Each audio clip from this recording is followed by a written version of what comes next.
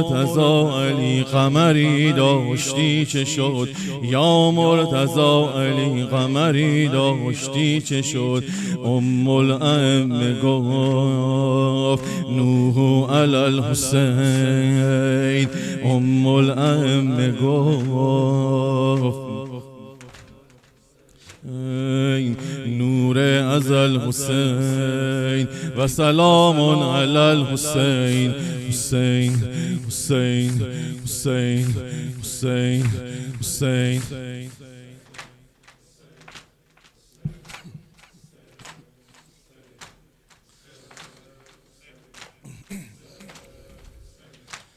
اول به مدینه مصطفی بر سر زد، اول به مدینه مصطفی بر سر زد. دوم به نجف شیر خدا بر سر زد. سوم همه کان و مکان سینه زدن تا مادر شاه کربلا بر سر زد. بیرق عزا علم شد، رایت هدا علم شد. خیمگاه اهل بیت و شاه کربلا علم شد. تا ابد از الست هرچه بود هرچه هست، انبیا اولیا کائنات ممکنات دم گرفتن همه هم صدا. هر که دارد هوس کرب و بلا بسم الله. هر رکاب پسر شیر خدا بسم الله. هر که دارد هوس کرب و بلا بسم الله. بگو در رکاب پسر شیر خدا بسم الله. هر که دارد هوس کرب و بلا بسم الله. در رکاب پسر شیر خدا بسم الله. هر که دارد هوس کرب و بلا بسم الله. در رکاب پسر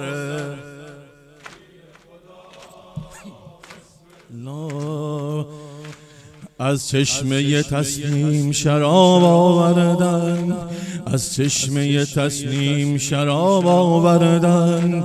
از عصمت توحید نقاب آوردن.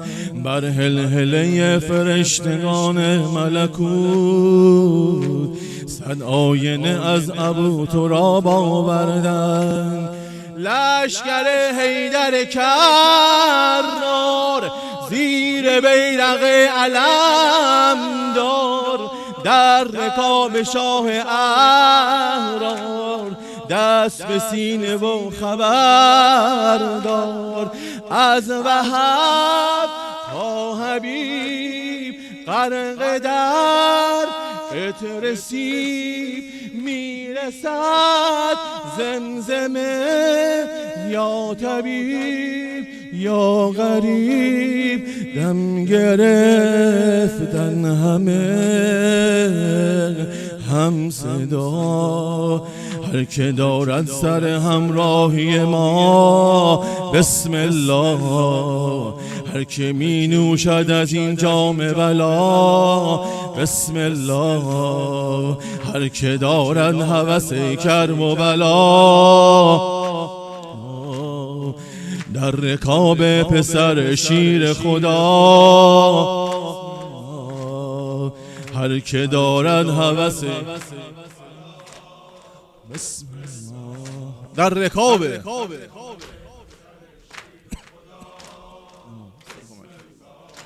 شد ثبت در این لوح و قلم واویلا، شد ثبت در این لوح و قلم واویلا، از قصه آن مشک و علم واویلا.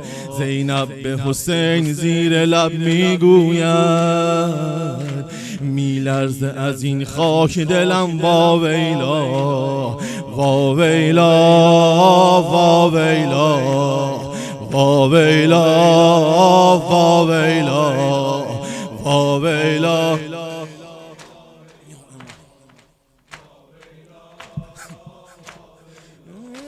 ای چاره ای کن ای برادر، بهر اضطراب خواهر، مثل من دلنگران است مادر علی اصغر. بین دو نهر آب سراب، خاک مذاب، وای علی وای رباب. سار الله آل الله، دم گرفتن همه هم صدا. هر که گشته است اسیر و مبتلا، بسم الله. هر که دارد هوس کرب و بلا، بسم الله. در رکاب جانم بسم الله. هر که دارد هوس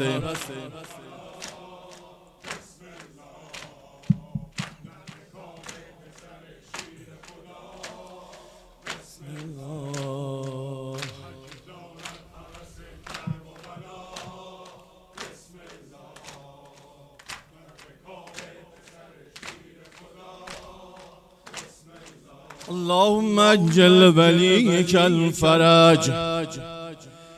کوه و سنگ و دشت این صحرا به چشمم آشناست.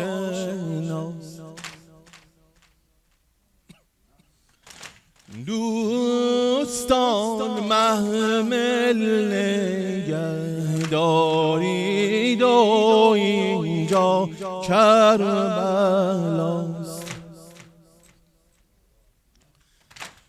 حاجیان کعبه وصلیم و این صحرای خون. کعبه ما مشعر ما، حج ما میقات ماست. چشم ما زمزم طواف ماست، دور کشته ها. چشم ما زمزم طواف ماست، دور کشته ها. خیمه گاه ماست، مروه قتل گاه ما صفاست. حاجیان را سر تراشیدن بود سنت ولی، حاجیان را سر تراشیدن بود سنت ولی. در منای حج خون سرهای ما از تن جدا.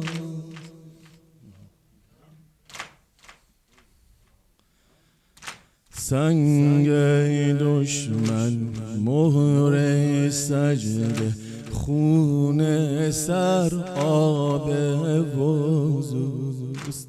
قتلگه سجاده و تسبیح رقص نیزه هاست.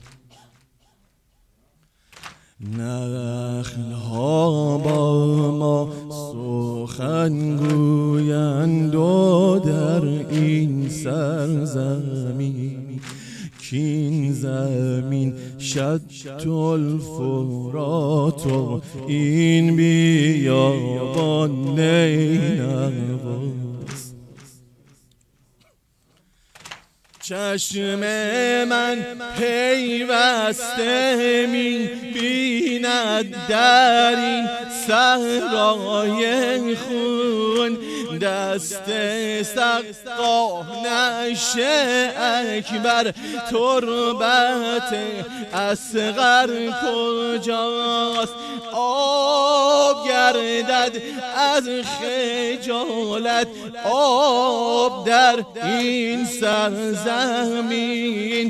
آه آه تشنگان فریاد های بی صداست، بر مشامم میرسد هر لحظه بود. بر مشامم میرسد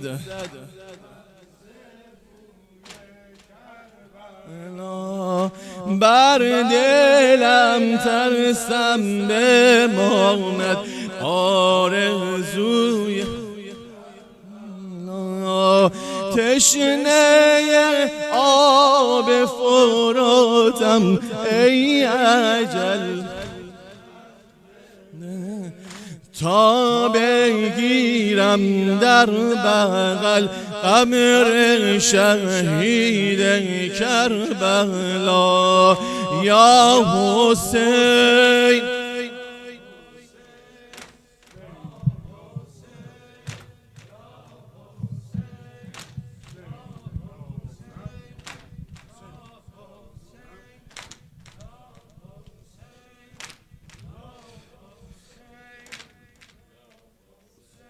پاره قلب مادرم از بر من دور مشو، پاره قلب مادرم از بر من دور مشو. جان من ای برادرم از بر من دور مشو. گرد و غبار شد دمی بین همه ندیدم، گرد و غبار شد دمی بین همه ندیدمت. رعش گرفته پیکرم از بر من دور مشو، پاره قلب مادرم از بر من دور مشو. جان من ای برادرم از بر من دور مشو، دور مشو، دور مشو، دور مشو، دور مشو، دور مشو، دور مشو، دور مشو. ای ضربان قلب من دور شدیم از وطن، ای ضربان قلب من دور شدیم از وطن. حسین سایه سرم از بر من دور مشو، بی همگان به سر شود، بی تو به سر نمی شود. های های همه بی همگان به سر شود، بی تو به سر نمی شود. باش همیشه در برم از بر من دور مشو، دور مشو، دور مشو، از بر من دور مشو، دور مشو، دور مشو، از بر من دور. از بر من دور. تو را قسم به عفتم، تو را قسم به عظمتم، تو را قسم به معجرم، از بر من دور مشو. این همه داغ دیده ام، خزان باغ دیده ام، تویی پناه آخرم، از بر من دور مشو، دور مشو، دور مشو، از بر من دور مشو. همه دور مشو.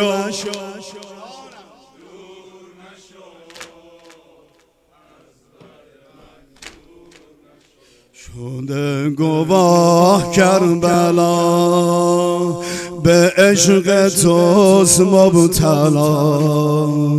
شده گواه کربلا، به عشق توست مبتلا. من به تو مبتلا ترم، از بر من دور مشو. هرچه کنی همان کنم، نمی شود گمان کنم. هرچه کنی همان شود، نمی شود گمان کنم. بی تو بمانم محرم، از بر من دور مشو. بی همگان به سر شوند، بی تو به سر نمی شود. به به، بی همگان به سر شوند.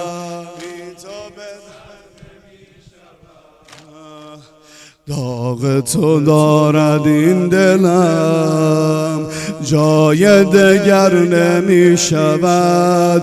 قرق میشه محدوده خیمه ها، با چشم یل خیمه گاه حسین.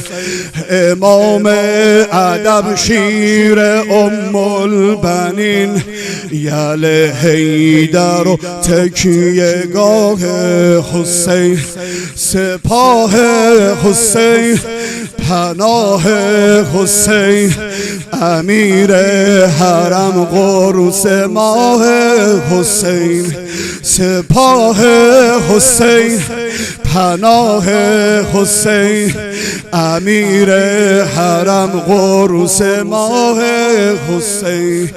تمام ظرافات فرمانبری تو چشمای اکبر و قاسمه. میشه فهمید از چشم رزمنده ها که فرمانده ماه بنی هاشمه، که فرمانده ماه بنی هاشمه. جوونا به صف، همه جون به کف. جوونا به صف، همه جون به کف. رو مرکب خبردار به سمت نجف، رو مرکب خبردار به سمت نجف. میان پایین از ناق اهل حرم، با آداب مخصوص آل علی. پر جبرئیل امین پن شده جلو پای ناموس آل علی. کنار علم خدای جنم، کنار علم خدای جنم. مهیا برای دفاع از حرم، کنار علم خدای جنم. مهیا برای دفاع از حرم. علمدار بهانی به اینجا میاد که انگار یه ماهی به دریا میاد، که انگار یه ماهی به دریا میاد. یه عمره که آماده بوده همش فدایی، کفن پوش به دنیا میاد، فدایی کفن پوش به دنیا میاد. من عاشق ترین تو سلطان دین، من عاشق ترین تو سلطان دین، منو وقف تو کرده ام البنین، منو وقف تو کرده ام البنین. شیعتی شیعتی مهما شربتم ماء عذب فاذكرون، شیعتی مهما شربتم ماء عذب فاذكروني، او سمعتم بقريب او سمعتم بقريب او شهید فاندبوا. بر مشامم میرسد هر لحظه بوی کربلا، بر مشامم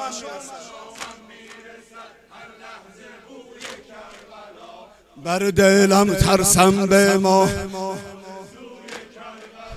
تشنه آب فرات، تشنه آب بهبه. هر که دارد هوس کرب و بلا بسم الله بده، تشنه آب فراتم ای اجل مهلت بده، تا بگیرم در بغل قبر شهید کربلا، تا بگیرم در بغل قبر شهید. تشنه تشنه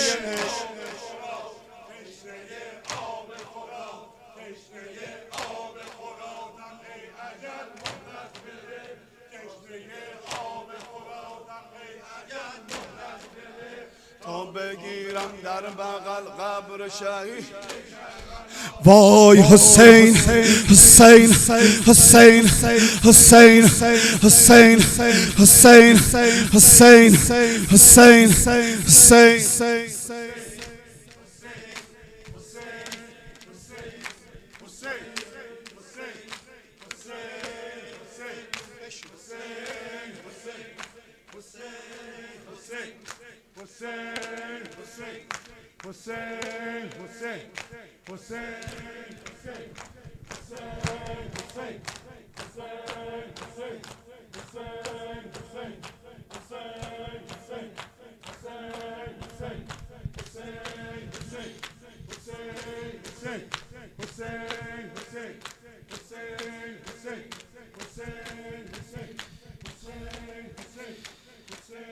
هر دم به گوشم میرسد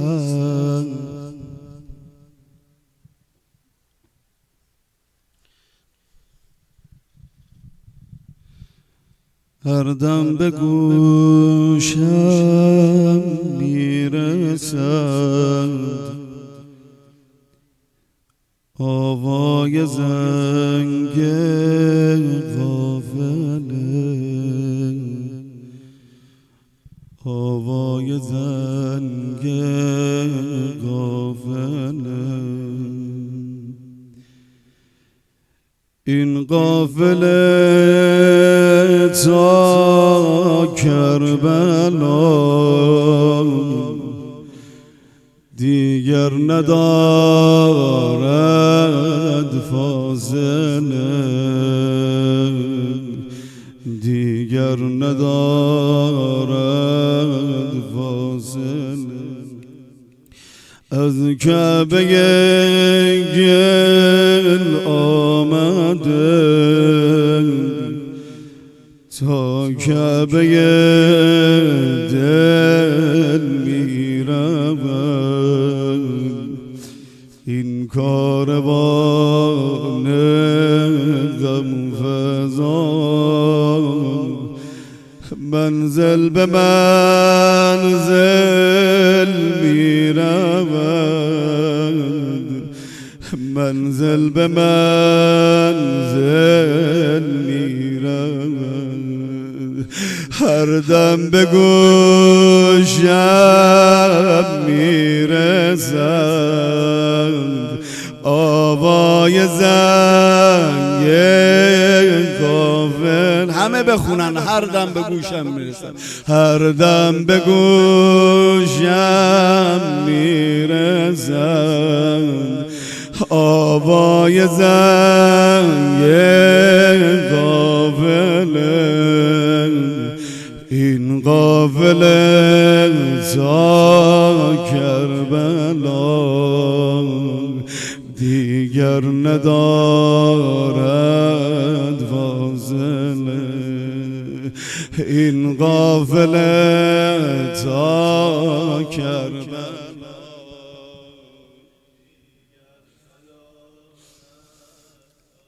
اگه خوب گوش دلت رو باز کنی شاید یواش یواش صدای این قافله رو به گوش دلت بشنوی.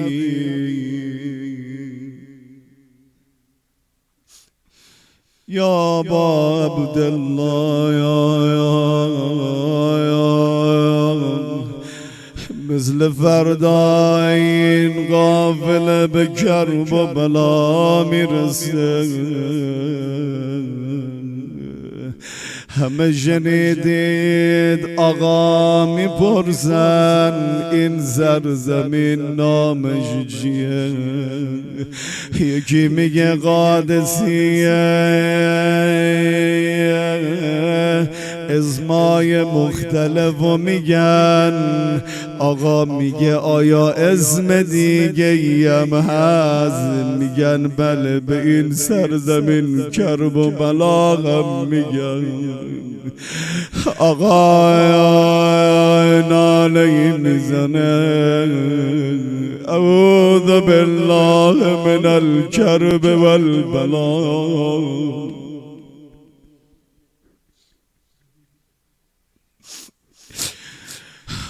آقا دستور میدن محملا رو خالی کنین. چه محملایی؟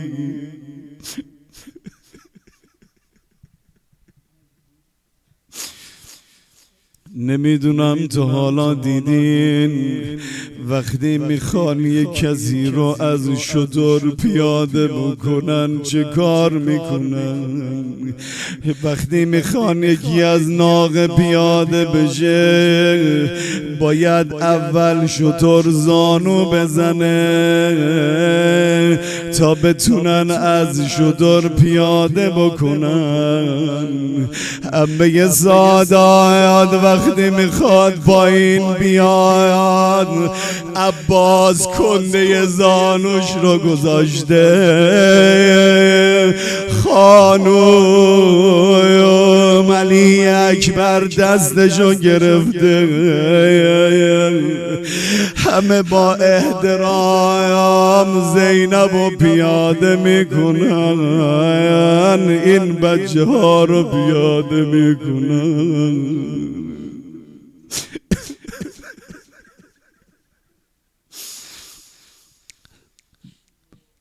در تاریخ نوشته شده کمترین چیزی که نوشته شده 70 بار شتر اسباب و اساسیه داشتن تا 150 تا هم گفته شده.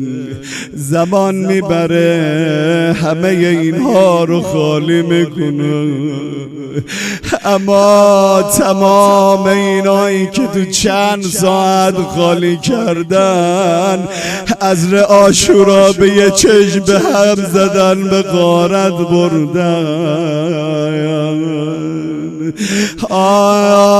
خواهر اومد خدمت ابی عبدالله حسین جان، اینجا کجاست؟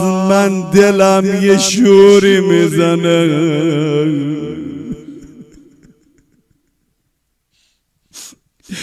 خواهر و برادر تو این بیابونا با هم قدم میزنن، رابی میگه من نمیدونم چی میگم.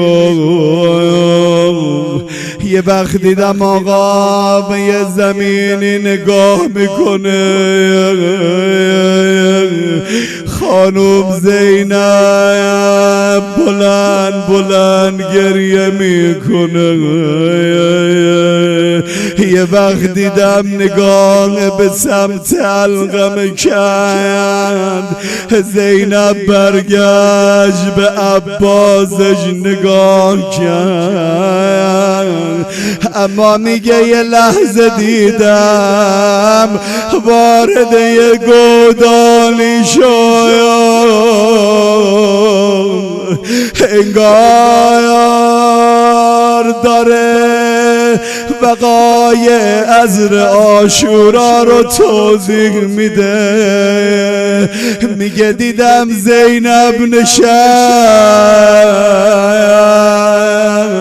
همه بگیر یا حسین یا حسین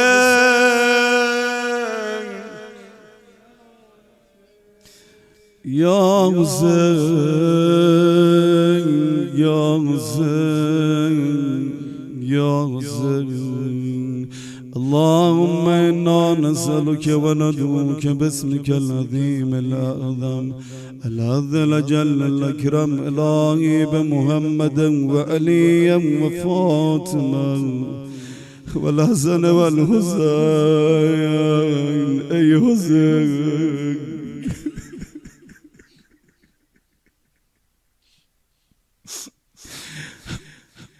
والحسن والحسين وتسعة المعصومين من ذرية الحسين وبدماء شهدائنا وبإمام زماننا. يا الله يا الله يا الله يا الله يا الله يا الله يا رحمن يا رحيم يا مغلب القلوب ثبت قلوبنا على دينك واكفنا يا قاضي الحاجات ويا كافي المهمات إنك مجيب الدعوات إنك غافر الذنب والخطيئات برحمتك يا أرحم الراحمين. خدایا فرج آقامون امام زمان را برسان، خدایا فرج آقامون را برسان، مریضامون رو شفا عنایت بفرما، حاجت مندان دوا، قرض مندان ادا بفرما، آنچه خیر است به ما عنایت بفرما، آنچه شر است از ما دور بگردان. خدایا یک لحظه آنی کمتر از آنی ما را از اهل بیت و امام حسین دور مفرما. خدایا از نسل و ذریه ما همه را دوست دار اهل بیت بالاخص ابی عبدالله الحسین قرار بده. خدایا ما را ببخش و بیامرز تا نیامرزیده ای از این دنیا مبر. ثوابی از این مجلس به روح گذشتگان جمع حاضر برسان. رحم الله من قرأ الفاتحه مع الصلوات.